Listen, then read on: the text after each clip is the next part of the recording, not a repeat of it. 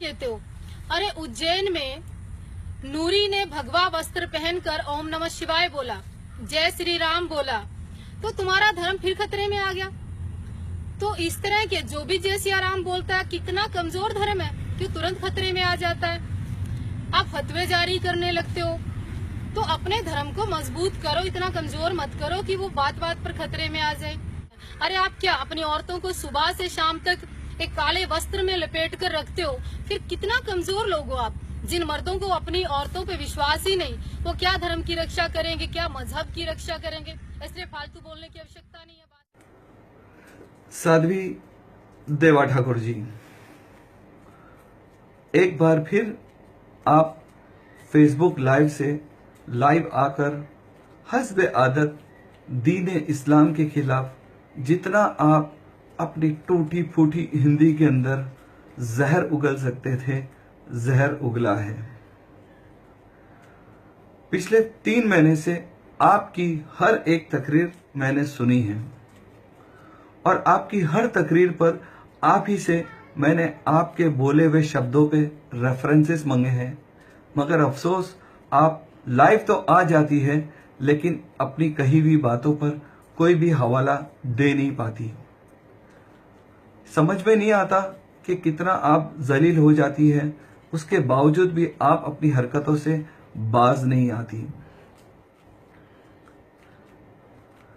आज की आपकी तकरीर में आपने बहुत सारी बातें बोली, लेकिन उसमें 2 बातें ऐसी थी जो एक्सट्रीमली ऑब्जेक्शनेबल हैं।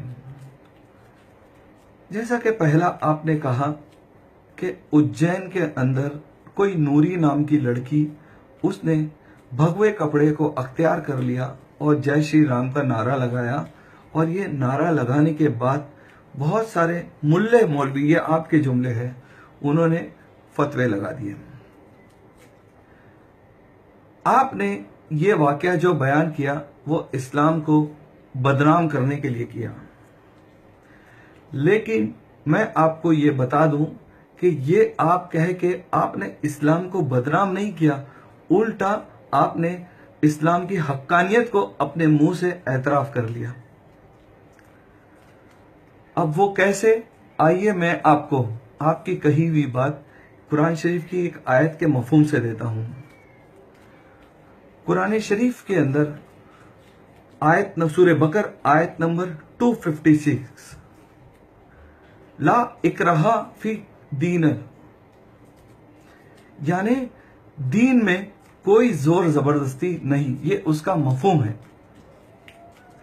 अब आप सोचिए कि कोई इस्लाम का मानने वाला अगर वो इस्लाम को तर्क कर देता है और वो कोई दूसरा मजहब इख्तियार कर लेता है, तो इस्लाम ने खुद कहा है, हमारे मजहब ने खुद कहा, दीन में कोई जबरदस्ती नहीं, जो चाहे वो अख्तियार कर ले। लेकिन ये करने के बाद वो मुसलमान नहीं रहता। अगर किसी ने मजहब हक को अगर त्याग दिया और कोई दूसरा मजहब अख्तियार कर लिया, तो ये उसकी गलती है, इसमें इस्लाम का कहां से दोष हो गया। ये तो इस्लाम ने तो खुद ये बात कही है और आपने इस्लाम की कही हुई बात अपने मुंह से साबित कर दी। इससे ये एतराज बिल्कुल भी चला जाता है कि इस्लाम तलवारों से फैला है, क्योंकि अगर वाकई में तलवारों से फैला होता तो आज अगर किसी लड़की ने बिलफर्ज अगर ऐसा कही है तो यहाँ के रहने वाले उसका सर कलम कर देते, लेकिन किसी ने कुछ उसके ऊपर ध्यान ही नहीं दिया, गई वो गई, उसका अमल उसके साथ। पहली बात। दूसरा, आपने कहा कि मुसलमानों की औरतें बुर्का पहनती है, मुसलमान मर्दों को अपनी औरतों के ऊपर भरोसा नहीं, तो वो क्या अपने दीन और मजहब की बात करते हैं। साध्वी देवा ठाकुर जी, मैं आपसे ये सवाल करता हूं, ये पूछता हूं कि आपको किसने कह दिया कि मुसलमानों को अपनी औरतों के ऊपर भरोसा नहीं, इसलिए वो उनको नकाब पहनाते हैं, बुर्का पहनाते हैं या काले कपड़े में रख दे। किस बेवकूफ ने कह दिया आपको? मुसलमानों में से ऐसा बेवकूफ तो एक भी आपको नहीं मिलेगा। हाँ, दूसरों में जरूर होंगे। पहली बात यह कि जो इज्जत एहतराम जो मुसलमानों ने औरतों को दिया है, उतना तो वैसी मिसाल तो किसी मजहब में नहीं मिलती। एक छोटी सी मिसाल दे दूं कि जो औरत मां बन जाती है उसके कदमों तले हमारे नबी ने जन्नत रख दी है। दूसरी बात कि अगर हम आज औरतों की खूबसूरती या औरतों को हम दुनिया के सामने पर्दा कराते हैं तो इसका मतलब ये बिल्कुल हरगिज नहीं कि हमें उनके ऊपर भरोसा नहीं। ये तो हमारे मजहब का 1400 साल पहले से दस्तूर रहा है, हमारे किताब के अंदर है, हमारे कुरान के अंदर है कि औरतें जो है वो पर्दे की चीज है, वो बाजार में घूमने फिरने के लिए नहीं है। जिसको बिगर बुरखे के नंगा घूमना फिरना है घूमे, किसने मना किया है? लेकिन इस्लाम का जो उसूल है, इस्लाम की जो कानून है, इस्लाम की जो शरीयत है, वो तो 1436-38 बरस से जो है वो है और वो कयामत तक रहेंगी। बहुत सारे मायके लाल आए और गए, लेकिन वो कानून बदल नहीं पाया, ना बदलेगा। ये लिख के ले लो, कोई कितना भी बोले, कोई कितना भी भोके। अगर आपकी बात अगर सही है तो मैं पूछना चाहता हूं, गैर मुस्लिमों में बहुत सारी ऐसी कौमें हैं जैसे राजपूत है, ठाकुर है, जिनकी बहुएं अपने बड़ों से पर्दा करती है। ये उनकी तहजीब है, ये उनके कल्चर है। तो क्या हम इसको ये समझना कि उनकी बहुओं को अपने घर के बड़ों के ऊपर भरोसा नहीं, इसलिए वो पर्दा करती है? आप कुछ शायद समझदार हैं, आपने जो मिसाल दी थी, आपकी मिसाल आपको रिवर्स हो चुकी है।